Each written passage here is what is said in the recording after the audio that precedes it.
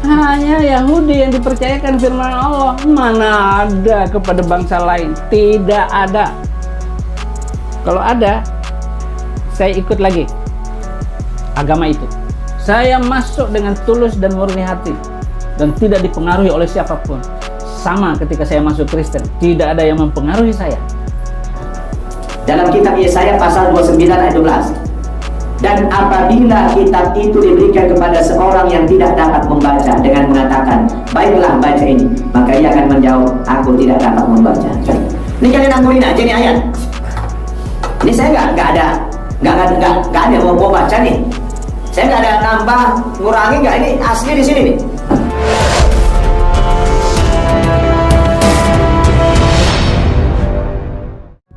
Padahal Al-Quran ini datang dari Allah. Nggak mungkin dong bohong, nggak mungkin dong salah.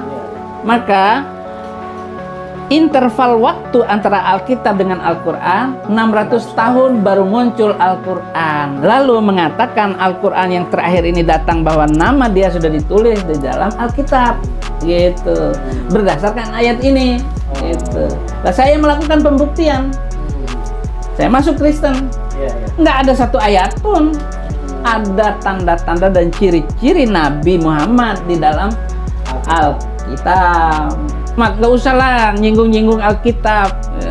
Kita fikih aja bagaimana sholat, bagaimana wudhu, begitu aja. Gak usah nyari-nyari perkara. Nanti yang jawab Saifuddin Ibrahim, wah sudah nggak enak dengarnya gitu Pak Ustadz. Jadi begitu. Jadi tidak ada nama Nabi Muhammad ataupun kata-kata yang memungkinkan bahwa itu tanda-tanda Nabi Muhammad, ciri-cirinya tidak ada. Saya berani bersumpah dan seluruh keilmuan saya pertaruhkan untuk itu. Dan kekristenan saya ya jangan ditanya lagi, begitu. Bahwa Nabi Muhammad nanti sekian ribu tahun mendatang bakal lahir, mereka tahu. Anak kandungnya mau lahir besok, udah tahu ya jenis kelamin nyaman. Nah, dari mana mereka tahu?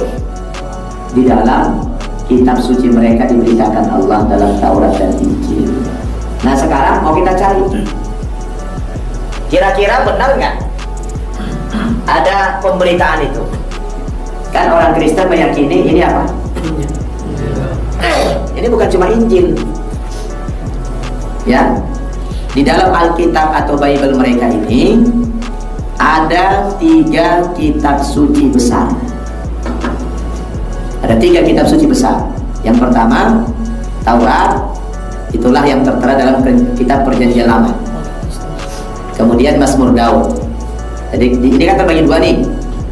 Ada istilahnya Perjanjian Lama, ada Perjanjian. Di dalam Injil mereka ini masih ada yang mengandung kebenaran secara makna.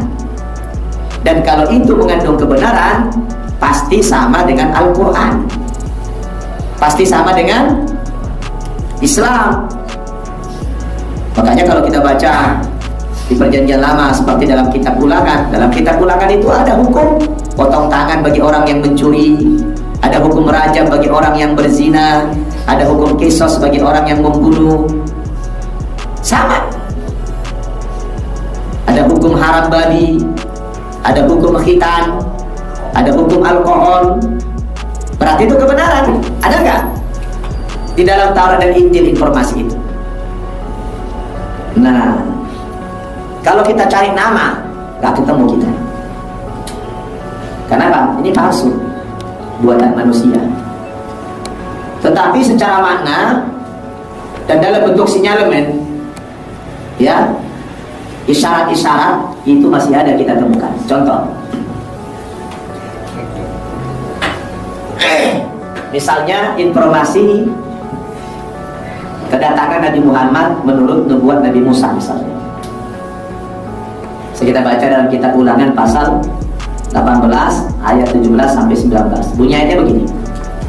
Tuhan berkata kepada Musa, "Hai Musa, seorang nabi akan kubangkitkan bagi mereka dari antara saudara mereka seperti engkau ini." Bahwa Ulangan 18 ayat 18 itu adalah untuk Nabi Muhammad. Tidak ada satu ayat pun yang serupa dengan Musa. Bukan masalah perang, tetapi kesamaan ciri-ciri satu, Isa Al-Masih satu turunan dari garis Ishak. Jadi Yesus dengan Musa sama. Musa Bani Israel, Yesus dari Bani Israel. Nah, Yesus melakukan mukjizat-mukjizat besar. Musa membelah laut, itu bukan membelah bulan. Membelah laut itu ada fungsinya. Kalau membelah bulan apa gunanya? Itu yang harus diperhatikan, saudara-saudara. Nah, sekarang kita lihat Alkitab. Mazmur 147 ayat 19 dan 20.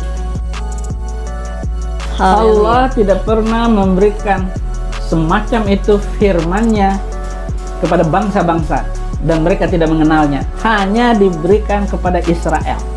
Jadi nanti sekian tahun ke depan itu ada nabi lagi yang datang, cirinya seperti kau, kata Tuhan. Nanti kepada nabi itu kata Tuhan apa? Aku akan menaruh firman-Ku di dalam mulutnya. Jadi nabi yang akan datang itu di mulutnya ditaruh apa? Firman. Artinya apa? Nabi itu kalau ngomong nanti tidak sembarangan, tidak mengikuti hawa nafsu. Tapi kalau dia ngomong itu wahyu. Ini syarat. Kemudian, dan ia akan mengatakan kepada mereka segala yang Kuperintahkan kepadanya. Dia akan jujur, akan mengatakan semuanya. Orang yang tidak mendengarkan segala firman-Ku yang akan diucapkan nabi itu demi nama-Ku, daripadanya akan Kutuntut pertanggungjawaban. Kira-kira ini kan semacam ramalan, semacam nubuatan, semacam informasi. Ada nabi yang akan datang sesudah Musa. Dia punya ciri seperti Musa dan ditaruh firman dalam mulutnya. Kira-kira ramalan ini kepada siapa ini? Ini belum bisa dipastikan kepada siapa, tanpa ada nanti ayat penunjang, betul? Kalau begini kan mesti gampang nih. Belum bisa dipastikan siapa nabi yang akan datang sesudah Musa ini. Ini multi tafsir. Waktu saya dulu di Kristen, kami yakini kalau ini adalah kepada Isa, kepada Yesus. Nah, tapi argumen itu nanti akan terbantahkan dengan dukungan ayat yang lain. Baca dulu Ustadz, mu'alaf, bukan alap-alap, mu'alaf, ya. Jadi firman Tuhan datang dari Yerusalem. Yang ketiga, firman Tuhan itu hanya dipercayakan kepada orang Yahudi, kepada Israel. Roma 3 ayat 1 dan 2. Jika demikian, apakah kelebihan orang Yahudi dan apakah gunanya sunat? Banyak sekali dan di dalam segala hal. Pertama-tama, sebab kepada merekalah dipercayakan firman Allah. Hanya Yahudi yang dipercayakan firman Allah. Mana ada kepada bangsa lain? Tidak ada. Kalau ada, saya ikut lagi agama itu. Saya masuk dengan tulus dan murni hati dan tidak dipengaruhi oleh siapapun. Sama ketika saya masuk Kristen, tidak ada yang mempengaruhi saya. Tetapi luar biasa firman ini yang membuat saya terpukau dan terpesona dengan keindahan, kebaikan, kasih yang datang dari orang Yahudi. Amen. Itu Yesus Kristus. Haleluya.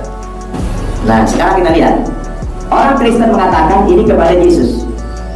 Nabi yang akan datang sesudah Musa, yang punya sifat seperti Musa, itu adalah Yesus. Tapi kalau kita baca dalam ayat yang lain, bisa kita bukan kepada Yesus, tapi kepada Muhammad. Nih, ayat penunjangnya, yaitu Kitab Ulangan pasal 34 ayat 10. Kata Tuhan, Nabi yang seperti Musa yang dikenal Tuhan dengan berhadapan muka, tidak ada lagi nabi yang bangkit di antara orang Israel. Jadi kalau dikatakan kepada Yesus, dia Israel bukan? Orang Israel. Beberapa persamaan Musa dengan Nabi Muhammad. Jadi, yang pertama, Nabi Musa itu lahirnya normal, dia punya bapak, punya ibu. Nabi Muhammad juga lahirnya normal, punya bapak, punya ibu. Kalau dikatakan kepada Yesus, ini bertolak belakang. Nah, karena Yesus tidak punya bapak, maka mereka menganggap dia Tuhan gara-gara tidak punya bapak. Walaupun di dunia masih banyak orang yang lahir tidak punya bapak. Cuma kadang-kadang mereka tidak konsisten, ya kan? Ya. Yang kedua persamaannya, Nabi Musa ketika remaja menggembala kambing.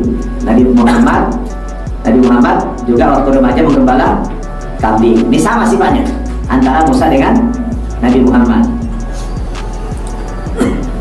Yang ketiga, Nabi Musa pernah berperang melawan rezim Fir'aun. Nabi Muhammad juga pernah berperang dengan rezim Quraisy. Sama dia sifatnya. Nomor 4, Nabi Musa pernah berhijrah dari Mesir ke tanah Kanan di Palestina. Nabi Muhammad juga pernah hijrah dari Mekah ke Madinah, ya kan? Ada persamaannya. Yang kelima, Nabi Musa itu pernah berdialog dengan Allah di Tur Sinai. Nabi Muhammad juga pernah berdialog dengan Allah di Sidratul Muntaha. Nubuat menurut Nabi Malyaki dalam Injil, dalam perjanjian lama masih. Lihat ini, bunyinya begini. Lihat, aku menyuruh utusanku, atau menyuruh nabiku atau rasulku kan, supaya ia mempersiapkan jalan di hadapanku, dan dengan segera akan datang kepada Ka'bahnya Tuhan yang kamu rindukan itu. Bahwasanya ia datang, demikianlah firman Tuhan semesta alam. Coba. Nanti ada Rasul mempersiapkan jalan menuju Ka'bahnya Tuhan. Yesus pernah nggak ibadah di sini? Pernah nggak? Nggak pernah. Siapa Nabi yang akan beribadah di Ka'bah ini? Nabi Malyaki ini adalah generasi sesudah Nabi Ibrahim. Nabi yang pernah beribadah di sini cuma 3. Nabi Ibrahim, Nabi Ismail, dan Nabi Muhammad. Nabi Yesaya, dalam kitab Yesaya pasal 29 ayat 12. Dan apabila kitab itu diberikan kepada seorang yang tidak dapat membaca dengan mengatakan, baiklah baca ini, maka ia akan menjawab, aku tidak dapat membaca. Ini kalian anggurin aja nih ayat. Ini saya nggak ada mau baca nih. Saya nggak ada nambah, ngurangi nggak, ini asli di sini nih. Baca nih dalam Injil Yohanes pasal 16 ayat 7 sampai 14. Namun benar yang kukatakan ini kepadamu adalah lebih berguna bagimu, kata Yesus, jika aku pergi. Kalau aku pergi, sebab jika aku tidak pergi, penghibur itu tidak akan datang kepadamu. Jadi saya pergi dulu, nanti penghibur itu maksudnya Nabi itu akan datang kepadamu. Terus dia, tapi jika aku pergi, aku akan mengutus dia kepadamu. Dan kalau ia datang, ia akan menginsafkan dunia akan dosa, kebenaran, dan penghakiman. Akan dosa karena mereka tetap tidak percaya kepadamu. Akan kebenaran karena aku akan pergi kepada Bapa dan kamu tidak melihat aku lagi. Akan penghakiman karena penguasa dunia ini telah dihukum. Masih banyak hal yang harus kukatakan kepadamu, tetapi sekarang kamu belum dapat menanggungnya. Tetapi apabila ia datang, yaitu Roh kebenaran, ia akan memimpin kamu ke dalam seluruh kebenaran. Sebab ia, lihat ini, sebab ia tidak akan berkata-kata dari dirinya sendiri, ya. Dia tidak akan berkata-kata dari dirinya, tetapi segala sesuatu yang didengarnya itulah yang akan dikatakannya. Dan ia akan memberitakan kepadamu hal-hal yang akan datang. Ia juga akan memuliakan aku, sebab ia akan memberitakan kepadamu apa yang diterimanya di dalamku. Coba, kita memuliakan Nabi Isa kan? Mengimani, memuliakan, menghormati. Tidak boleh kita mengejek Nabi Isa.